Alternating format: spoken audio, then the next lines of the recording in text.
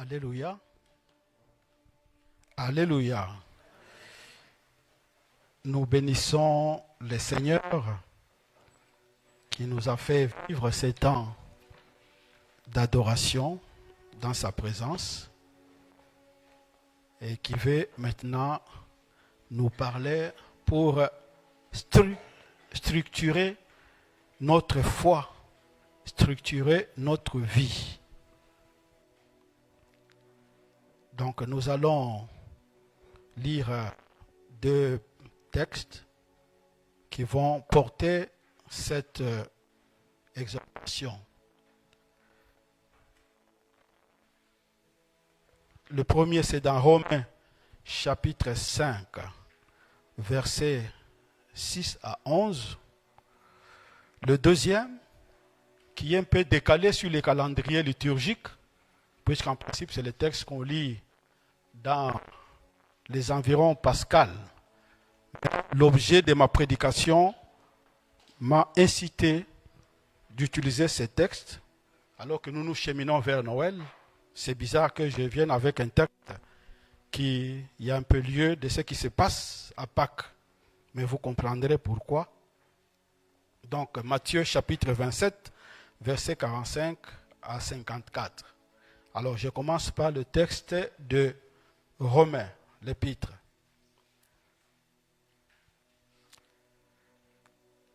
Romains 5, 6 à 11.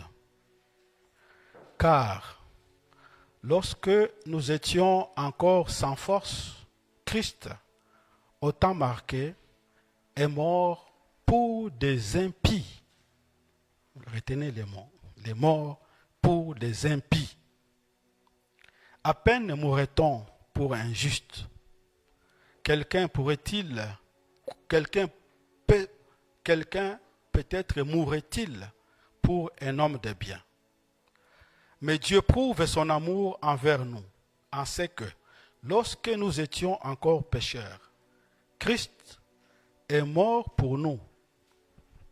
Et à plus forte raison donc, maintenant que nous sommes justifiés par son sang, serions-nous sauvés par lui de la colère.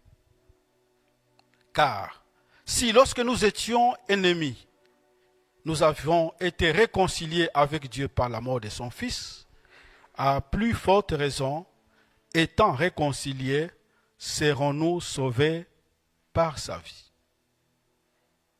Et non seulement cela, mais encore, nous nous glorifions en Dieu par notre Seigneur Jésus-Christ, par qui nous avons obtenu la réconciliation. Alléluia. Et le deuxième texte, c'est Matthieu, chapitre 27, verset 45 au verset 54. Depuis la 6e heure jusqu'à la 9e, donc de midi jusqu'à 15 heures, il eut de ténèbres, vous voyez, en plein midi. Les ténèbres tombent sur la terre. Il y a des ténèbres sur la terre. Et vers 9e heure, Jésus s'écria d'une voix forte, Élie, Élie, lama sabachthani. C'est-à-dire, mon Dieu, pourquoi m'as-tu abandonné? Quelques-uns de ceux qui étaient là, l'ayant entendu dire, il appelle Élie. Et aussitôt, l'un d'eux courut prendre une éponge, qu'il remplit de vinaigre, et l'ayant fixée à nouveau, il lui donna à boire. Mais les autres disaient, le sait, voyons si Élie viendra les sauver. Jésus poussa de nouveau un grand cri et rendit l'esprit. Et voici, le voile du temple se déchira en deux, depuis le haut jusqu'en bas.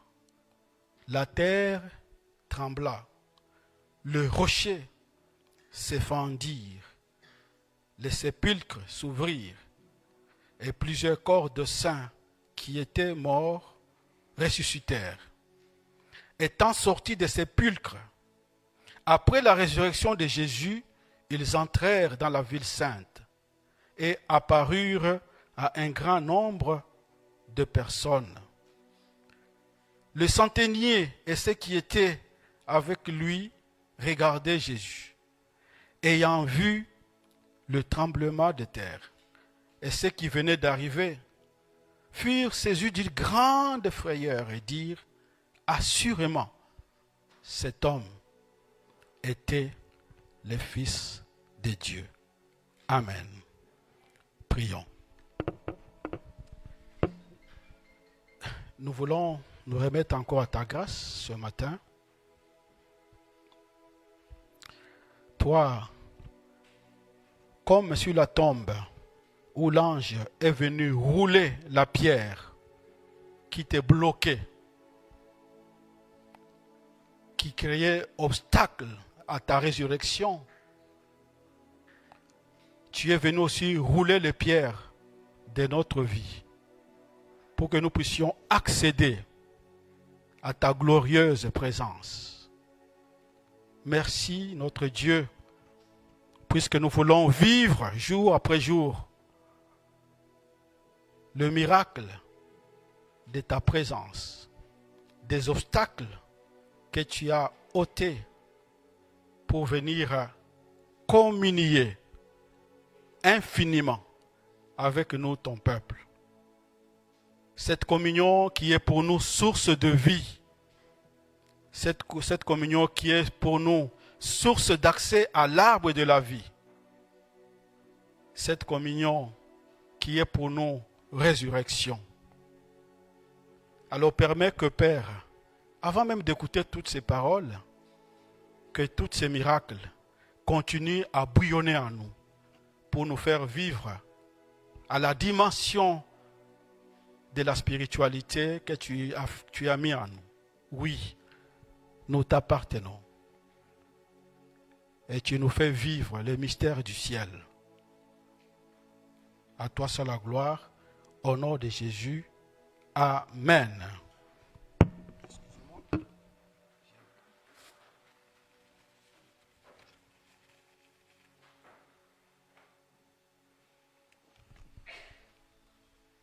L'Éternel, je ne dis pas l'Éternel Dieu, l'Éternel, l'adjectif éternel, les suprastructurels, les structurels et les conjoncturels.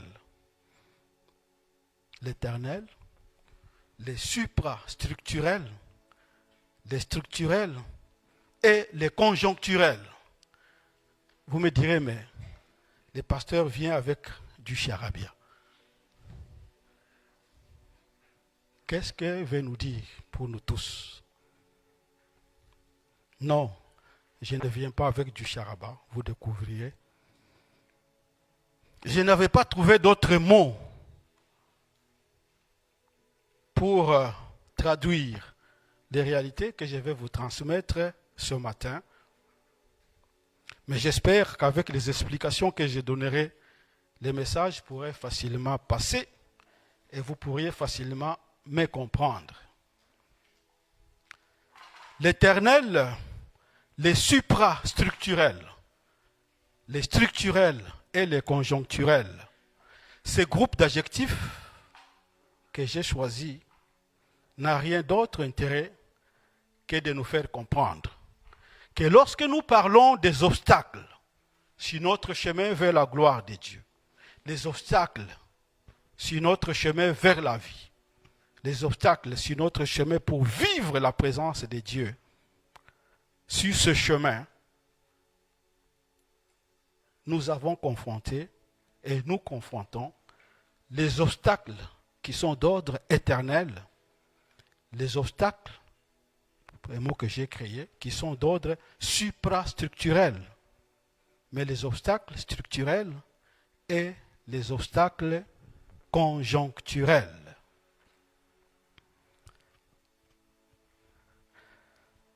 Et puis, je n'ai pas trouvé aussi des textes bibliques qui permettent de traiter de toutes ces différentes dimensions de foi. Mais j'en ai choisi donc les deux textes que je venais de lire avec vous, qui touchent quand même au fondement, à la clé. Maintenant, pour d'autres aspects, je serai obligé de recourir de temps en temps à d'autres textes. Plus que d'habitude, je ferai peut-être un peu trop d'usage des textes bibliques. Alléluia. Oui, si notre chemin vers la gloire de Dieu, vers la vie éternelle, nous rencontrons ces différents types d'obstacles. Je peux parler d'abord des obstacles éternels. Ce sont les obstacles qui bouchent la porte d'entrée au ciel, qui bouchent notre accès à la gloire de Dieu pour toute l'éternité. On ne peut plus jamais y accéder.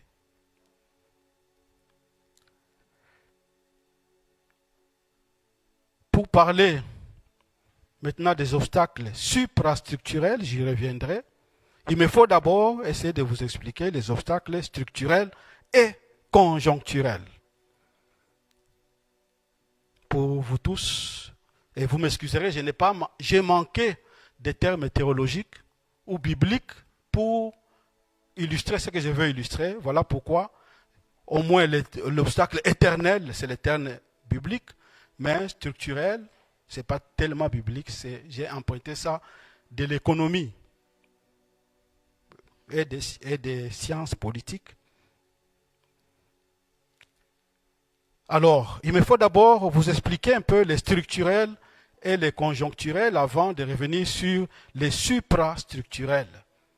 Et vous tous qui êtes étudiants ici, quand j'ai parlé des structurels et conjoncturels, vous savez déjà de quoi il s'agit.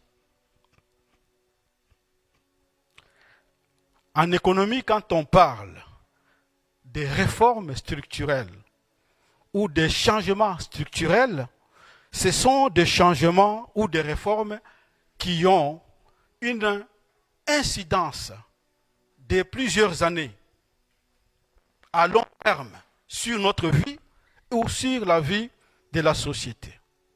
Les réformes structurelles touchent 5 ans, 10 ans, 15 ans, voire 100 ans.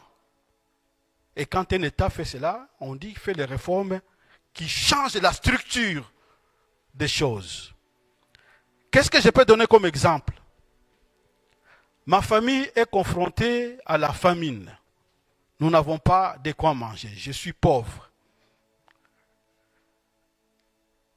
La solution conjoncturelle que mon grand frère prendrait, si j'ai un grand frère aisé, alors il va décider de me donner la ration pour le mois.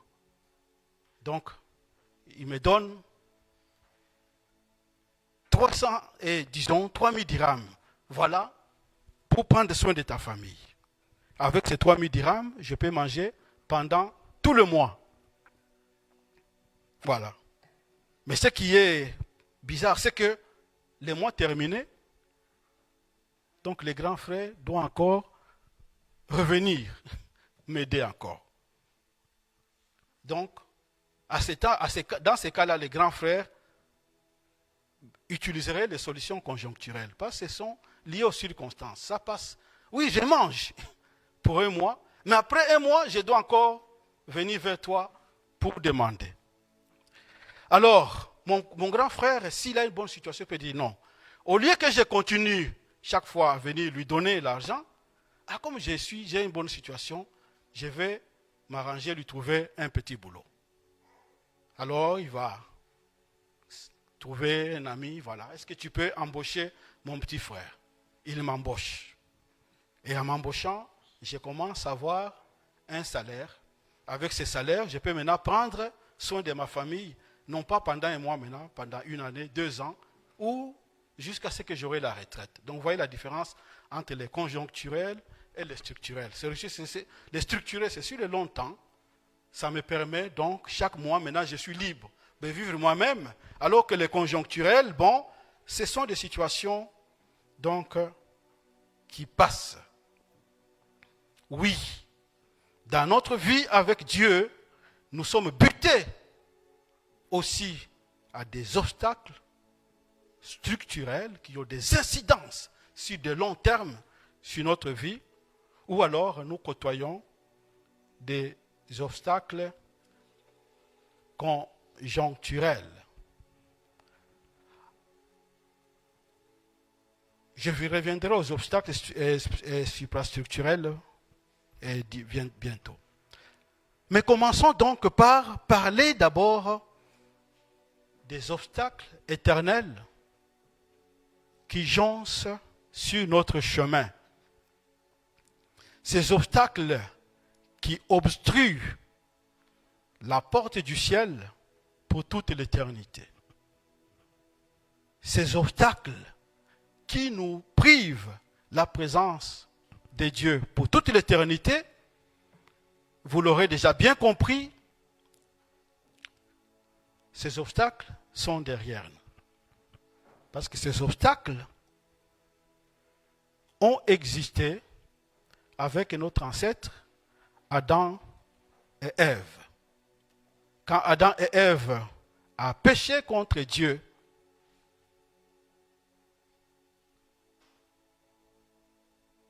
la porte du ciel lui était définitivement fermée.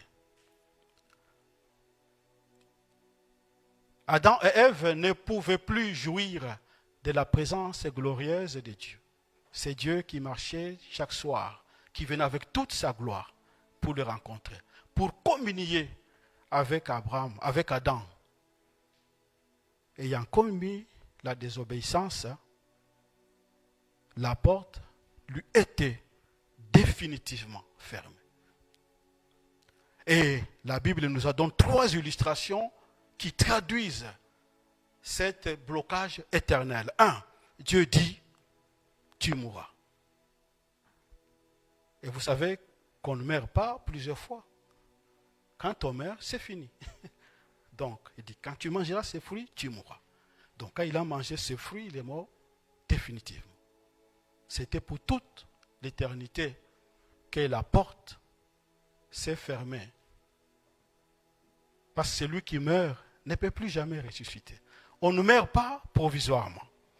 On meurt définitivement. Donc c'était fini. Donc ça c'est le premier signe, la mort.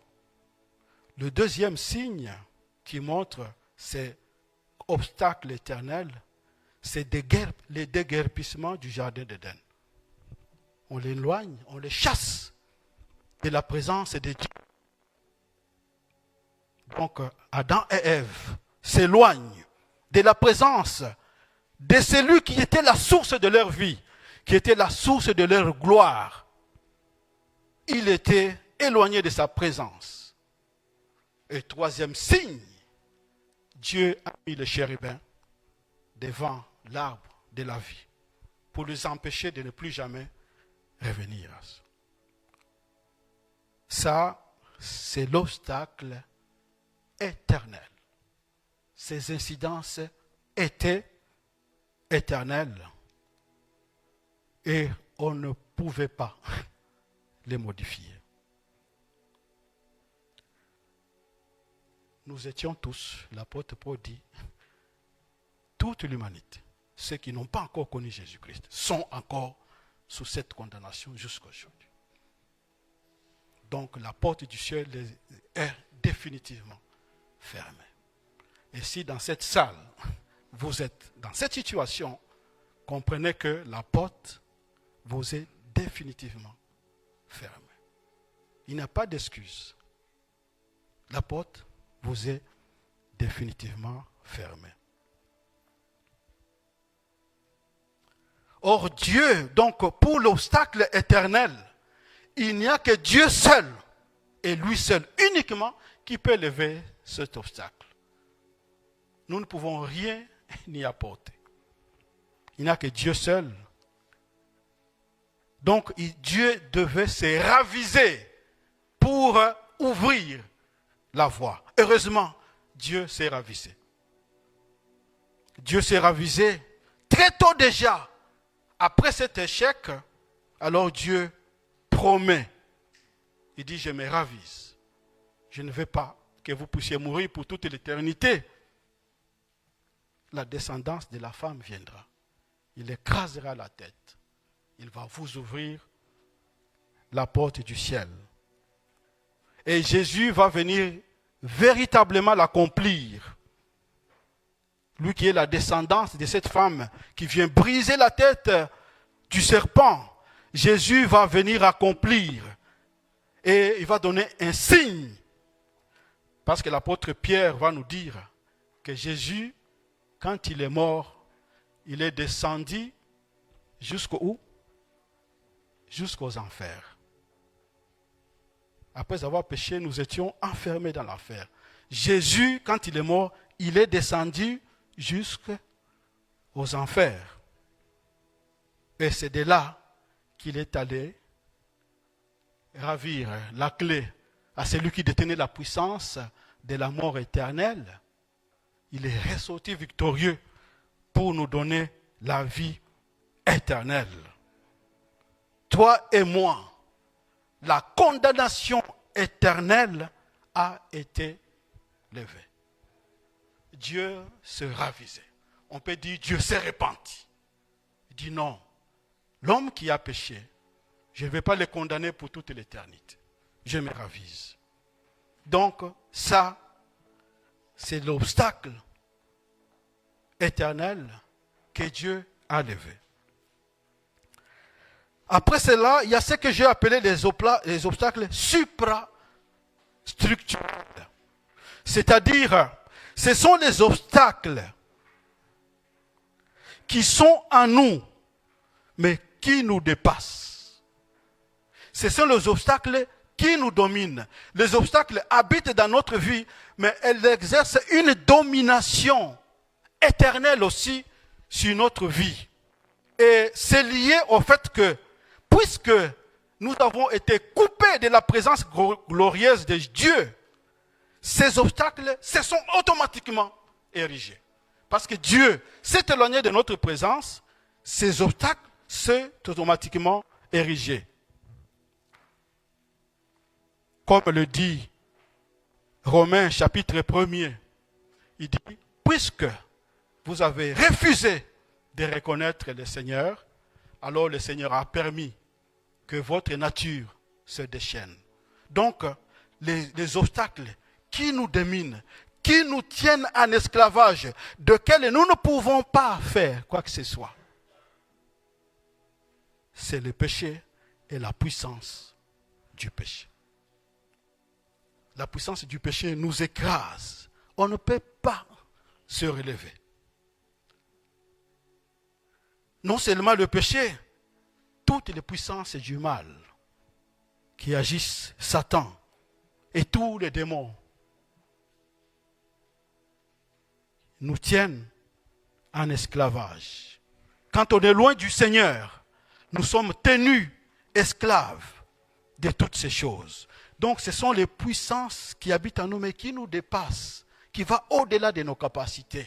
Donc qui structurent toute notre vie, mais avec une domination profonde et contre laquelle nous ne pouvons rien. La puissance du péché. Étant coupé de Dieu, le péché agit maintenant avec toute sa puissance. La puissance de la chair, elle agit dans toute sa puissance. Donc l'homme naturel, livré à lui-même, dans la présence de Dieu, il a toutes sortes d'obstacles qui commencent à opérer d'une manière extraordinaire dans sa vie, en l'attirant vers la mort, vers la perdition. Alors vous comprenez donc les obstacles éternels et ces obstacles suprastructurels sont intimement liés.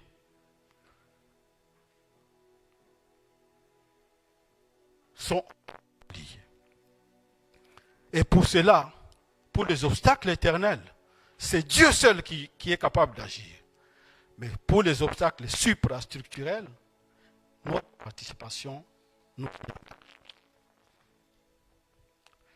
oui, pour lever ces obstacles, la puissance du péché et la condamnation éternelle qui est sur nous, le seul moyen que Dieu nous donne de surmonter ces obstacles, un, c'est la repentance sincère. La véritable repentance. La prise de conscience de mon péché. La prise de conscience de mon état de péché et le regret sincère de dire Seigneur, je veux faire demi-tour. Je veux revenir vers toi. Donc, Dieu lève ces obstacles suprastructurels et les obstacles éternels quand nous nous repentons sérieusement et nous recevons Jésus-Christ comme Seigneur et Sauveur. Pour les obstacles, Dieu attend aussi de nous la foi dans la solution de réparation qu'il a mis lui-même, c'est-à-dire le pardon qu'il nous a accordé par la mort et la résurrection de Jésus-Christ. Pour lever ces obstacles, Dieu attend de nous aussi maintenant la piété, l'attachement à lui. Donc si pour les obstacles éternels, c'est Dieu seul qui agit, pour les autres obstacles, notre collaboration est indispensable. Nous y répondons par notre repentance. Nous y répondons par la foi qui conduit au salut. Nous y répondons par la piété et l'attachement au Seigneur. Et lorsque nous avons fait cela, Dieu a levé tout obstacle. Dieu a levé tout obstacle. Voilà pourquoi on peut trouver déjà l'écho dans le premier texte que j'ai lu. Parce que le texte que je lis là, il nous montre que Dieu a levé tout obstacle qui est dressé sur notre chemin.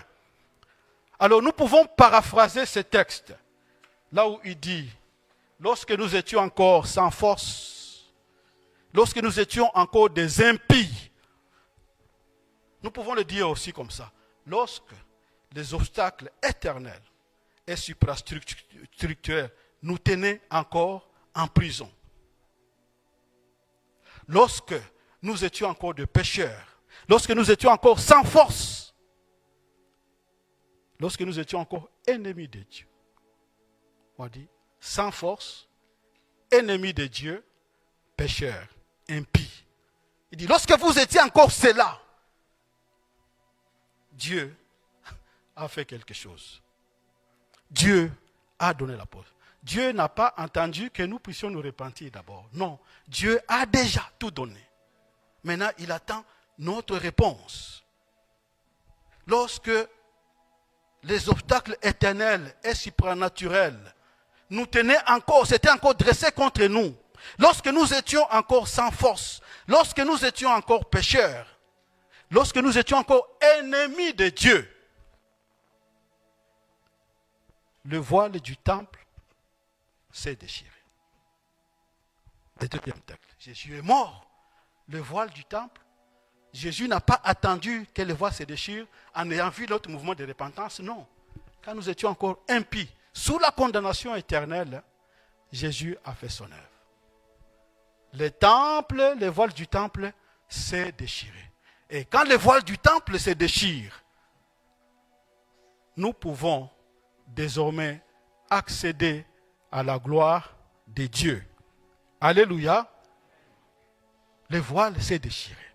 Alors que nous ne sommes que pécheurs, nous sommes qu'ennemis de Dieu. Le voile s'est déchiré. Dieu sort du temple. Dieu était impatient. Lui qui a toujours voulu communier avec l'être humain dit, je vais communier, je serai votre Dieu, je serai mon peuple, je marcherai parmi vous. Mais il y avait un obstacle éternel. Dieu l'élève lui-même. Ayant levé ça, Dieu sort du temple pour aller à votre rencontre, communier avec lui. Il n'y a plus d'obstacle. Dieu vient vers vous pour communier avec lui. Ou alors c'est le mouvement inverse. Dieu vous dit, vous pouvez venir à ma présence. Approchez-vous du trône sans résistance. Parce que le trône, nous avons suivi dans la liturgie, ce trône de Dieu nous est éminemment accessible. Vous pouvez vivre en communion intime avec Dieu. La gloire de Dieu que Dieu a promis, la gloire de la deuxième maison sera plus grande. Cette gloire-là est sur votre vie. Vous avez accès à la liberté d'enfant de Dieu. Vous avez accès à la luminescence de la gloire. Je ne sais pas comment ça peut se voir. Cette gloire-là est dans votre vie. Parce que Dieu a levé l'obstacle. Le voile s'est déchiré. Dieu n'avait pas attendu qu'il voie un mouvement de repentance. Non, il a fait préalablement. C'est après qu'il nous appelle maintenant à venir vers lui. Et nous qui sommes venus vers lui, la voie est ouverte.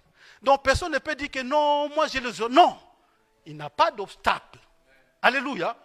Il n'y a pas d'obstacle pour votre vie. Parce que vous avez l'accès à Dieu à tout moment.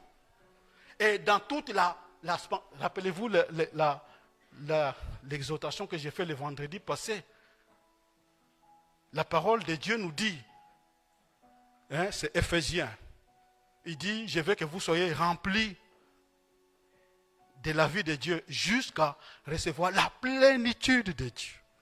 Jusqu'à recevoir la plénitude de Dieu. Oh, vous savez que la plénitude de Dieu ne dit que de Jésus-Christ.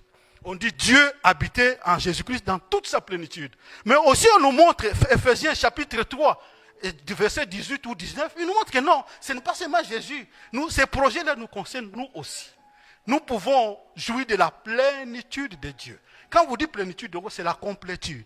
La totalité de Dieu, cette gloire-là, est dans votre vie. Vous pouvez y accéder.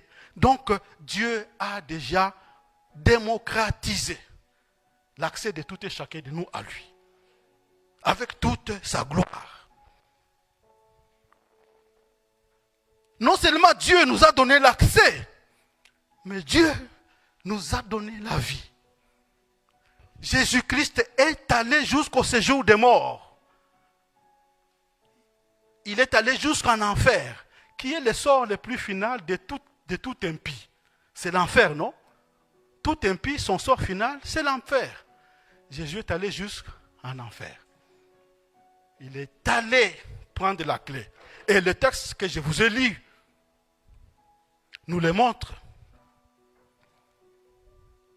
Parce que Jésus, on dit le jour où Jésus a expiré, qu'est-ce qu'il y a eu? Il y a eu tremblement de la terre. Les rochers, il faut aller à côté de la mer, quand aller à la grotte Hercule. Vous voyez des rochers qui sont là-bas? On dit ces rochers se sont éclatés. Qu'est-ce qu'on a vu? Les sépulcres, les tombeaux se sont ouverts. Et les morts qui sont ressuscités. Et quand ils sont ressuscités, ils sont restés dehors. Et quand Jésus-Christ est ressuscité, parce que lui il devait ressusciter les premiers, il est venu entrer avec eux à Jérusalem. C'est ça qu'on lit, non? Les sépulcres s'ouvrirent et plusieurs corps de saints qui étaient morts ressuscitèrent. Étant sortis du sépulcre, après la résurrection de Jésus-Christ, ils entrèrent avec Jésus-Christ dans la ville sainte et apparurent à beaucoup de personnes. C'est pour dire que ce qu'ils disent, que ce n'est pas les légendes. Pourquoi il a dit qu'ils ont apparu à beaucoup de personnes? C'est pour dire que ce qu'il dit là, il atteste, c'est une expérience de la vie. Ce n'est pas de la foutaise. Ce n'est pas de légende. Ça s'est réellement passé. Jésus-Christ est ressuscité. Il y a eu beaucoup d'anciens qui sont ressuscités aussi. Comme Dieu qui donne la preuve que le deuxième obstacle éternel qui était la mort, je vous en délivre. Jésus-Christ entre dans la gloire avec cette première prémisse de ceux qui nous ont précédés. C'est quelques personnes qui sont ressuscitées. Ils sont entrés où? Dans la ville sainte. donc la nouvelle Jérusalem. Ce n'était plus la nouvelle, même s'ils sont dans la Jérusalem physique, mais ça montrait déjà l'entrée dans la nouvelle Jérusalem. Il n'y a plus d'obstacle pour nous tous. Nous tous qui acceptons Jésus-Christ comme Seigneur et Sauveur, nous sommes happés dans cette dynamique de la résurrection. Nous pouvons entrer dans la ville sainte, dans la nouvelle Jérusalem. Oui, Jésus a levé l'obstacle qui était la mort éternelle. Nous revivons. Et le troisième obstacle, l'accès à l'arbre de vie, on voit aussi que Jésus va ouvrir cette voie. Apocalypse 22. Au milieu de la place de la ville et sur les deux bords du fleuve, il y avait un arbre de vie, produisant des fruits, rendant son fruit chaque mois, et dont le feuillage servait à la guérison des nations. 22, 14. Heureux ceux qui lavent leurs habits, afin d'avoir droit à l'arbre de vie et d'entrer par les portes dans la ville. Oui, frères et sœurs, je vous annonce une bonne nouvelle ce matin. Peut-être que nous sommes en train de parler des obstacles, mais les concepts ne devraient pas d'abord rester à nous, parce que Dieu nous a donné l'accès à sa gloire. Dieu nous a donné la complétude. Le boulevard est ouvert pour toi et pour moi pour accéder à la présence glorieuse de Dieu. Dieu vous a donné le droit d'entrer dans le voile, être en ta présence. Dieu vous a ressuscité des morts, car Jésus-Christ a pris la clé de l'enfer. Il nous a fait tous fait vivre. Voilà pourquoi nous sommes tous là ce matin. Parce que nous portons en nous cette espérance, que quand on mettra mon corps dans la poussière, je ne resterai pas dans la poussière. Et peut-être certains d'entre nous ne vont même pas passer par la poussière. Parce que Jésus-Christ transformera en un clin d'œil vos vies pour aller à la rencontre. Jésus-Christ est lui-même l'arbre de vie que nous avons donc consommé. Frères et sœurs, Dieu a fait pour chacun de nous ce qui était éminemment impensable. Ce qui ne pouvait pas monter par les oreilles ni dans la bouche. Mais Dieu l'a fait pour chacun de nous. Nous sommes un peuple libre. Nous sommes un peuple établi par le Seigneur. Nous sommes un peuple jouissant de la Shekinah là. Et si Dieu peut le montrer, nous l'avons, sa Shekinah là qui était sur le tabernacle. Elle est sur la vie de chacun de nous. En permanence. Même pendant que nous ronflons la nuit, la Shekinah de Dieu est sur votre vie. La Shekinah de Dieu, pendant que tu ronfles, Dieu est là, sur ta propre vie. Vous avez accès total à votre Dieu. Cultivez d'abord cela. Avant de regarder, où sont les autres? Non, réjouissons-nous. Dis Seigneur, je veux que ces choses abondent dans ma vie. Parce que je me suis sincèrement repenti. Je t'ai reçu comme Seigneur et Sauveur. Et je marche par la foi. Je crois, Seigneur, que je suis au bénéfice de ta gloire. Aucun obstacle sur notre chemin. Nous devons laisser la vie de Dieu nous féconder. Nous devons laisser la vie de Dieu se capitaliser en nous. Et notre contrat que Dieu nous invite à nous tous, des contrats à remplir, c'est que nous avons la destination de recevoir la plénitude de Dieu. C'est ça le contrat de Dieu avec chacun de nous. La plénitude qui était en Jésus-Christ, Dieu veut la voir, que vous avez accès aussi à cette plénitude de Dieu. Et plus Dieu se manifeste dans sa plénitude dans votre vie, vous allez voir le résultat, la liberté d'aimer Dieu. Vous avez la joie d'aimer le Seigneur. La joie de faire les choses, de s'attacher aux choses spirituelles. La haine du péché grandit. L'assurance devant la mort. Devant la mort, vous avez l'assurance. Ce n'est pas nous quand on dit on t'a détecté une maladie, tu commences à trembler. Non. Parce que c'est lui qui a reçu là, en permanence, cette gloire. Il va dire comme l'apôtre Paul que je suis impatient de quitter ce monde pour aller rejoindre mon Seigneur. Oui, Dieu vous l'a donné. Nous devons le cultiver. Nous devons le laisser grandir en nous. Mais malheureusement, il y a quand même des obstacles. Ce qui me fait passer maintenant, pour conclure, aux obstacles structurels et les obstacles conjoncturels. Dieu nous a tout donné. Dieu nous a tout donné. Il a balisé le chemin. Et la condition pour nous, la repentance, la foi, l'attachement à Dieu. Ça là, c'est que Dieu attend de chacun de nous. Pourtant,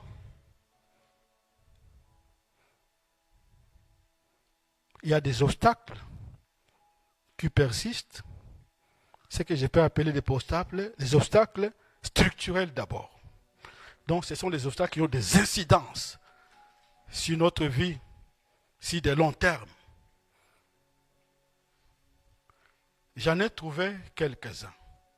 D'abord, la chair encore qui revient. La chair.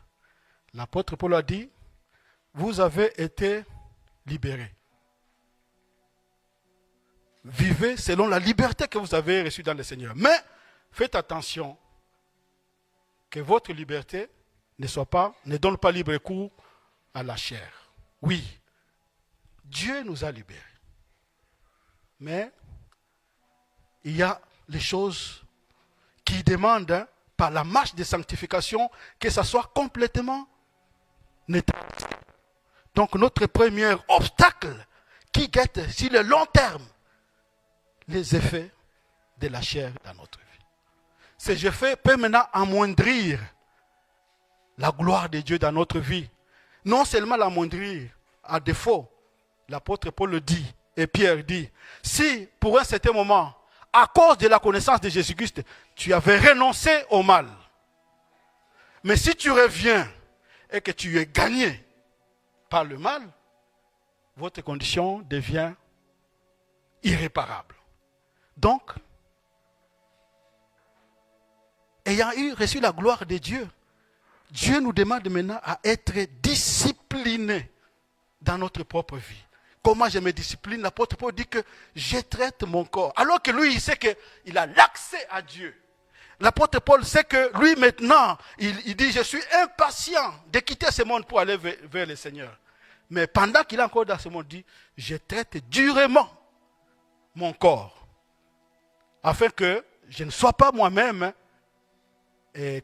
condamné après avoir prêché aux autres. Frères et sœurs, voilà pourquoi l'apôtre Paul peut dire, vous avez été appelés à la liberté. Seulement, ne faites pas de cette liberté un prétexte pour vivre selon la chair. Rendez-vous par la charité, serviteur des uns des autres.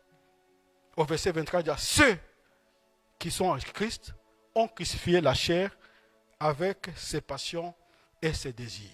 Oui, nous devons maintenant laisser l'action transformatrice. La gloire de Dieu n'est pas seulement cette gloire qui nous est extérieure. La gloire de Dieu est d'abord cette gloire opérationnelle dans notre vie qui agit en transformant maintenant au fur et à mesure notre vie pour développer en nous les clichés de la gloire de Jésus-Christ. Le Saint-Esprit est en train de travailler. Le Saint-Esprit qui est la gloire de Dieu dans ta vie, cette gloire de Dieu est en train d'opérer dans ta vie pour te communiquer l'image de Jésus-Christ. Pour développer en toi le caractère de Jésus-Christ. Afin que la gloire que Jésus a soit vraiment une empreinte de ta propre vie. Alors, nous devons nous laisser transformés par le Seigneur. Que le Saint-Esprit continue à briser tout ce qui résiste à nous. Les envies de boire, la sexualité, si elle vous domine encore, les envies de manger, les fréquentations. Il y a des fréquentations que nous faisons puisque nous nous plaisons dans ça alors que ces fréquentations nous sont nuisibles. On dit tout cela doit être maintenant crucifié par la croix de Jésus. Oui, ceux qui appartiennent au Christ ont crucifié la chair avec ses passions, avec ses désirs. La parole de Dieu nous dit que si les passions, il dit si les désirs de la chair continuent à dominer en vous, elles vous rendent ennemis de Dieu. Parce que la chair ne peut même pas se soumettre à Dieu. Romains chapitre 8. Donc, nous devons divorcer véritablement avec les désirs de la chair. Voilà pourquoi les exercices de jeûne et prière, c'est très important. La voie qui nous libère beaucoup plus de désirs de la chair, c'est le jeûne. Parce que nous mortifions, c'est que nous décidons de mortifier nos chairs. Et vous allez le voir, faites un jeûne pendant une semaine en mangeant seulement le soir, par exemple. Vous allez voir, une semaine après, c'est que ça va déclencher dans votre vie. Alléluia. Alléluia.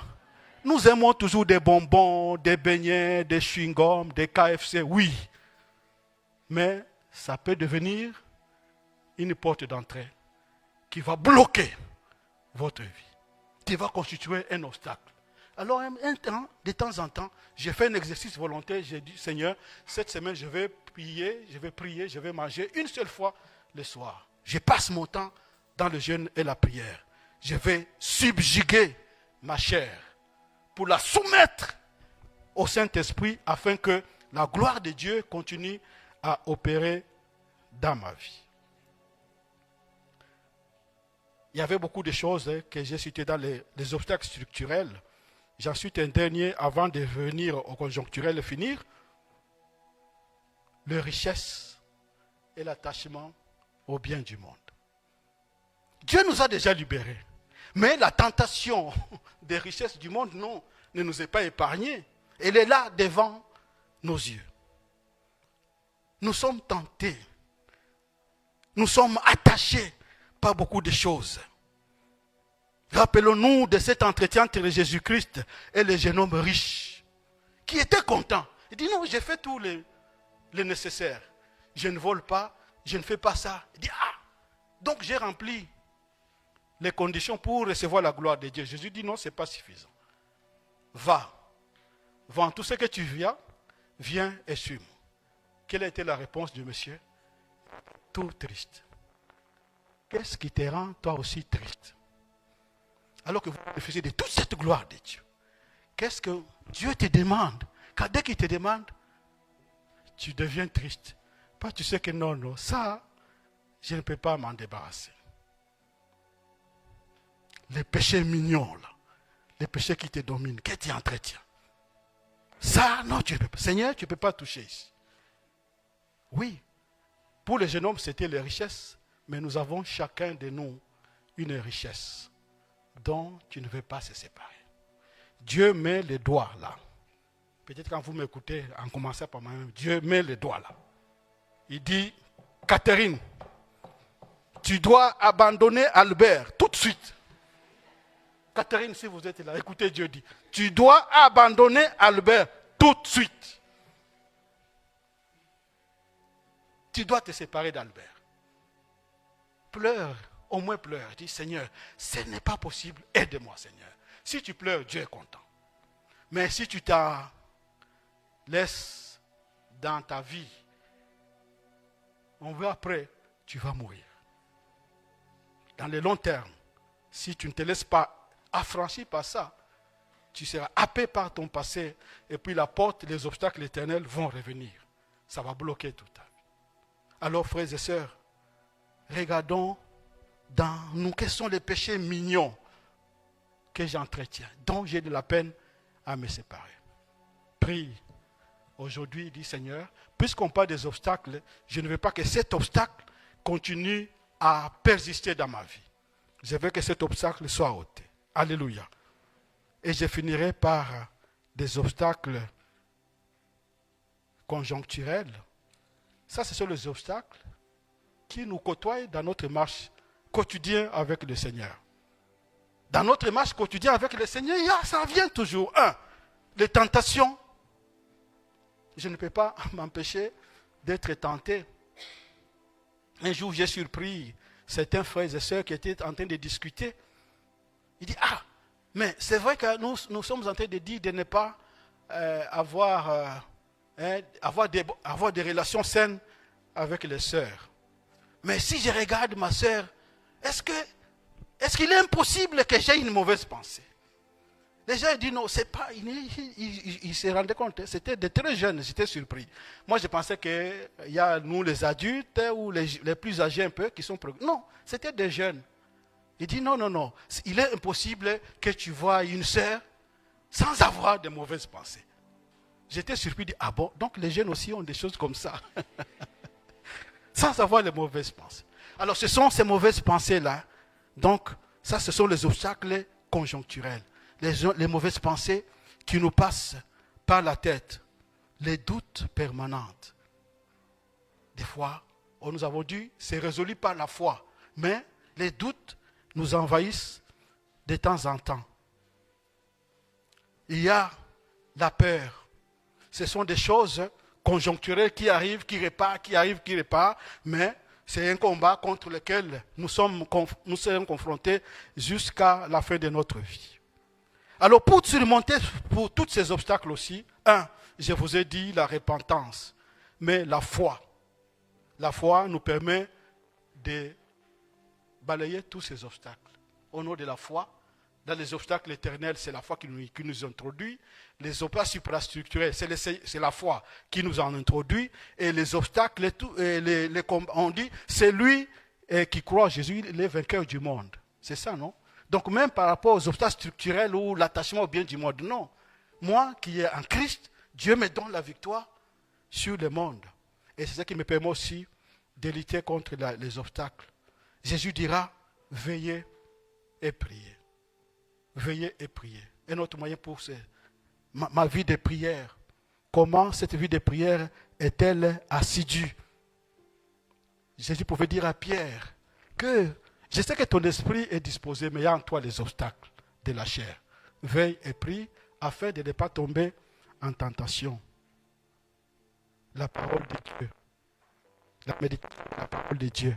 Tout cela nous permet, frères et sœurs, alors d'engager la complétude de notre victoire et de marcher dans la gloire avec notre Dieu. Je prie donc ce matin, frères et sœurs, que Dieu vous aide, que Dieu nous aide. Nous sommes contents de ce que les obstacles éternels et suprastructurels, Dieu les a déjà levés. Alors, il y a les petits combats qui nous restent, chacun de nous. Les obstacles structurels, on les surmonte par d'abord une vie de renoncement. Pour Jésus-Christ, vous devez renoncer à vous-même. Comme Jésus dit à ces jeunes hommes, vends tout, viens et suis-moi. Renoncez. La vie de renoncement.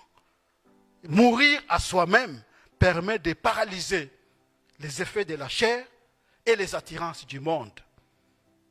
Alors demandons au Seigneur de nous aider à nous-mêmes. Sur quoi, Seigneur, tu veux que je puisse mourir? Qu'est-ce que je dois encore céder dans ma vie pour que ta gloire soit complètement opérationnelle? Les obstacles conjoncturels, c'est notre marche de sanctification de chaque jour qui nous donne le moyen de surmonter. Alors je prie donc que le Seigneur nous aide. Chacun, c'est lui qui a encore les obstacles éternels et supranaturels, donc qui n'a pas encore reçu Jésus-Christ comme Seigneur et Sauveur.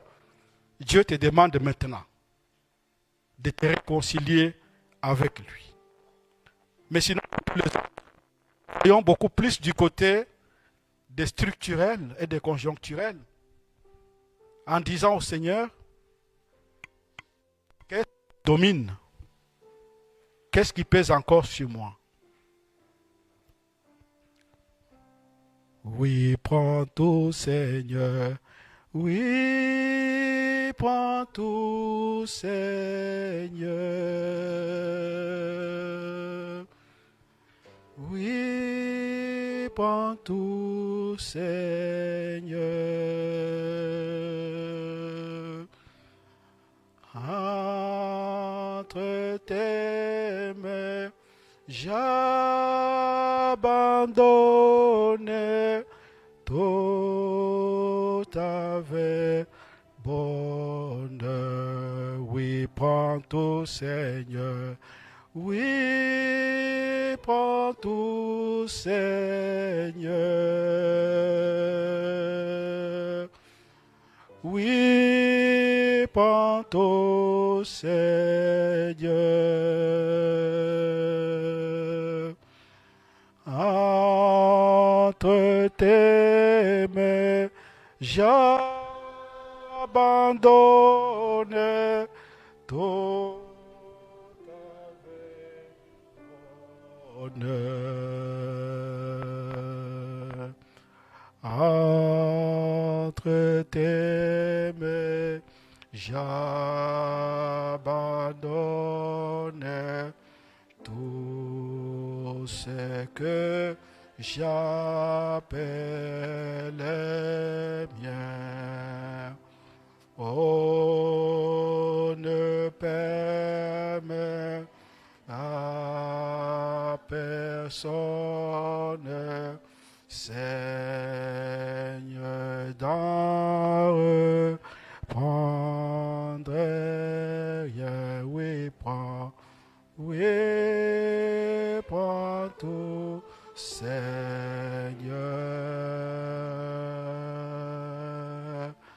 Oui, prends tout, Seigneur. Oui, prends tout, Seigneur. Entre tes mains, j'abandonne tout avec bonheur. Seigneur, merci. Toi qui as levé les obstacles qui nous condamnaient pour l'éternité. Toi qui as levé les obstacles qui nous empêchaient de jouir de ta présence. Alors que nous étions encore pécheurs, Christ est mort pour nous. Christ nous a donné la vie, nous a libérés de toute condamnation éternelle. Nous pouvons désormais jouir de ta présence. Nous te demandons, ô Dieu, que cette réalité soit pour chacun de nous ce matin. Oui, enrichis-nous de ta présence. Viens fertiliser nos vies. Sois pleinement agissante en nous parce qu'on nous dit que nous avons accès à l'arbre de vie qui produit son fruit chaque mois. Oh Dieu, cet arbre de vie a été déjà implanté en nous par le Christ que nous avons reçu. Que cet arbre produise les fruits de la repentance. Que cet arbre produise les fruits de l'esprit. Afin que notre Dieu, ta gloire se manifeste dans la vie de chacun de nous.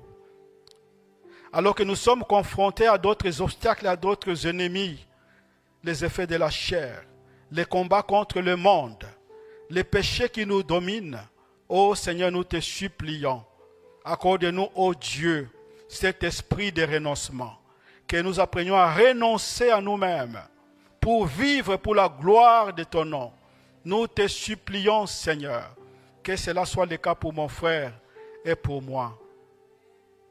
Aide-nous contre notre combat quotidien, les mauvaises pensées, les doutes, les mauvais désirs, les tentations, les épreuves. Viens sur notre chemin, parce que c'est toi qui combats avec nous. Nous savons qu'à tous les niveaux des obstacles, Seigneur, tu y es avec nous pour nous donner ton secours. Oui, secours-nous, ô notre Dieu. Et que ta grâce, ton amour, nous accorde de respirer la liberté que tu nous as donnée en Jésus-Christ. Nous te rendons gloire et nous te bénissons. Au nom de Jésus, nous t'avons prié. Amen. Amen. Nous bénissons le Seigneur. Alléluia.